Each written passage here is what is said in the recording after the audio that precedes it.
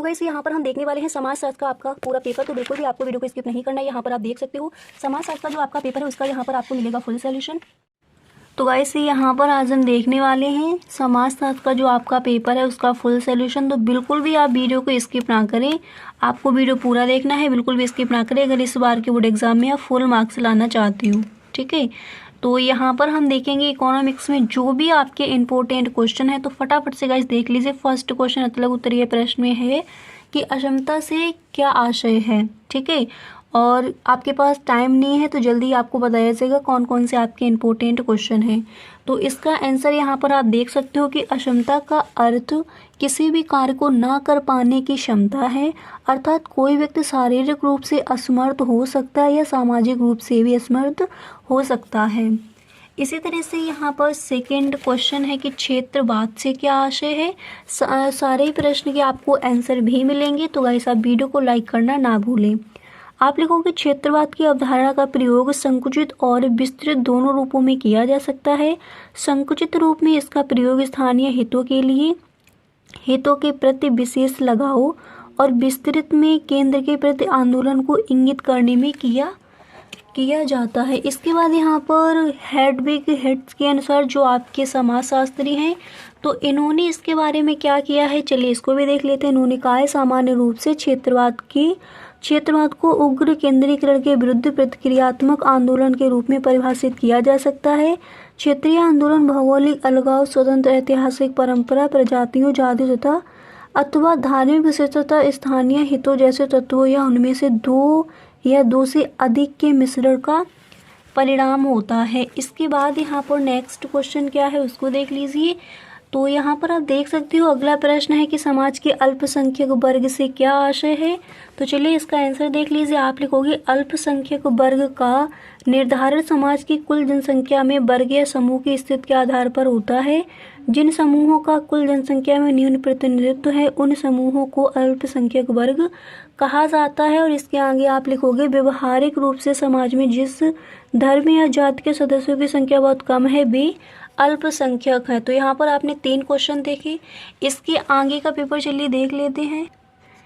इसी तरह से गाइस अतलग उत्तरीय प्रश्न में नेक्स्ट क्वेश्चन यहाँ पर देखिए कि 2011 की जनगणना में भारत की नगरीय और ग्रामीण जनसंख्या कितनी है। तो आप लिखोगे 2011 की जनगणना में 31.8% जनसंख्या नगरीय तथा 68.2% जनसंख्या ग्रामीण है। ठीक है, चलिए इसी तरह से यहाँ पर अगला क्वेश्चन है कि अनुसूचित जातियों की 2 प्रमुख समस्याएं बताइए।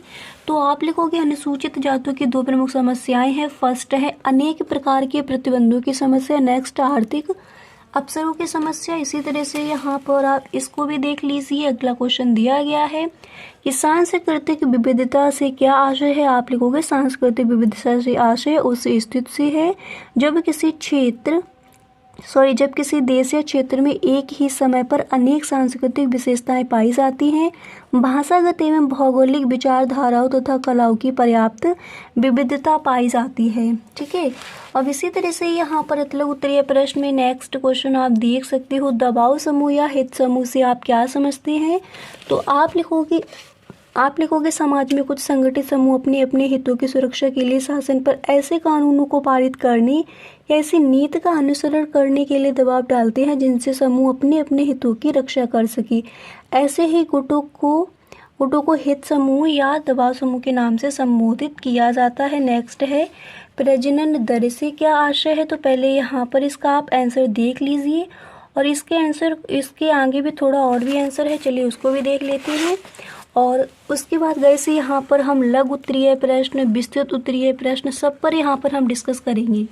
तो ये वीडियो काफ़ी आपके लिए हेल्पफुल होगा, तो बिल्कुल भी आप इसको स्किप ना करें। राष्ट्र से आप क्या समझते हैं, कल जो आपने वीडियो देखा था तो उसमें भी इस क्वेश्चन को देखा है, तो इसको अभी हम देखेंगे। राष्ट्र से आप क्या समझते हैं देख लीजिए कि राष्ट्र से आशय जनसंख्या के उस समूह से है जो अपने आप को, देखिए यहाँ पर इस तरह से आप लिखोगे जो अपने आप को एक समुदाय के रूप में प्रस्तुत करता है तथा साझा विशेषताओं पर आधारित होता है। इस प्रकार की मुख्य विशेषताएं हैं सामान्य भाषा, एक निश्चित भौगोलिक स्थिति, इतिहास, धर्म, प्रजाति तथा राजनीतिक आकांक्षाएं। अब यहाँ पर आप इन जो आपके क्वेश्चन है इनके आंसर यहाँ पर देख लीजिए, क्योंकि आपको पेपर तैयार भी करना है। तो अदृश्य हाथ से क्या तात्पर्य है इसको देखिए, ठीक है। आप स्क्रीनशॉट ले लीजिए क्योंकि आपका इम्पोर्टेंट है क्वेश्चन। इसी तरह से यहाँ पर देखिए, इसी तरह से यहाँ पर आप देख सकते हो आगे का जो आपका क्वेश्चन है क्या दिया गया है।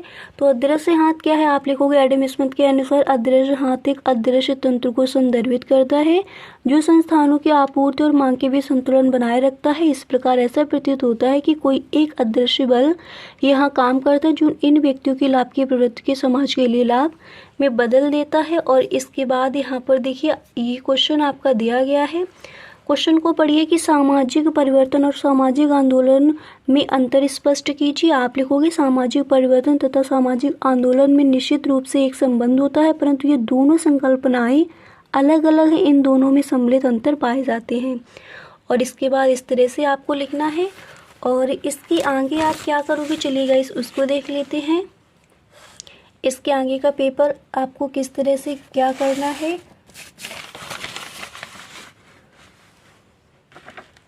अब यहाँ पर देखिएगा इस लघु उत्तरीय प्रश्न में सारे ही क्वेश्चंस के आंसर आपको मिलेंगे। और इसके बाद जो विस्तृत उत्तरीय प्रश्न है उनको भी यहाँ पर हम देखेंगे, तो बिल्कुल भी आपको वीडियो स्किप नहीं करना है।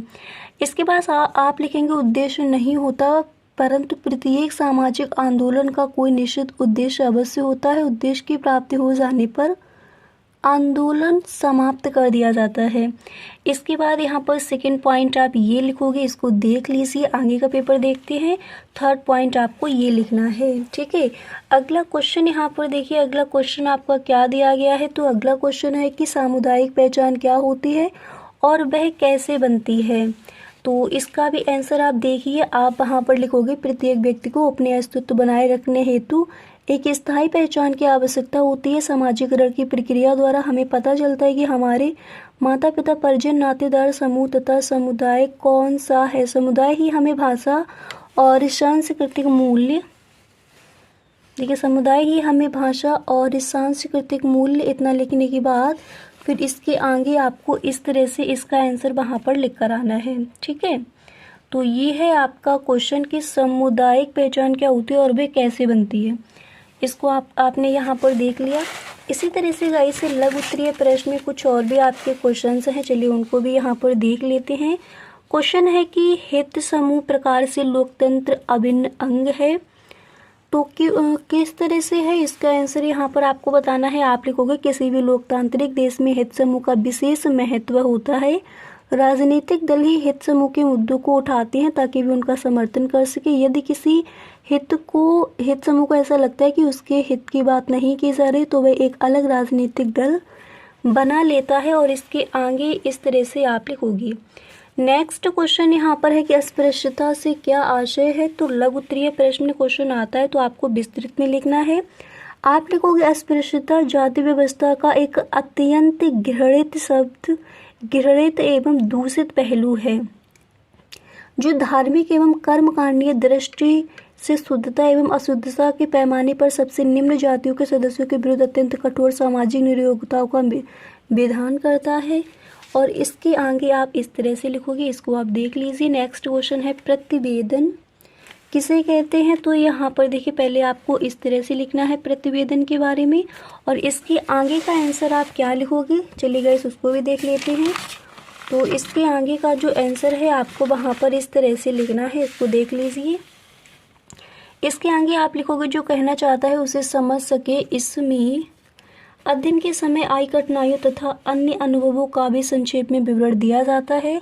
और कृषक समाज क्या है, इसको देखिए। कृषक समाज क्या है, इसका आंसर कृषक समाज की अवधारणाओं के जनक कौन है, रेडफील्ड के अनुसार कृषक उन्हें कहा जाता है कि जो कि कृषि अपने निर्वाह के लिए करते हैं। इसके बाद सेकेंड आप क्या लिखोगे। और इसके बाद नेक्स्ट है कि हरित क्रांति क्या है। अब फटाफट से इन क्वेश्चंस के आंसर को यहाँ पर हम देख लेते हैं ताकि आपको गाइस पेपर भी तैयार करना है और टाइम आपके पास अब नहीं है, ठीक है। तो यहाँ पर देखिए और विस्तृत उत्तरीय प्रश्न के यहाँ पर गाइस आप स्क्रीनशॉट ले लीजिए कौन कौन से आपके इम्पोर्टेंट हैं।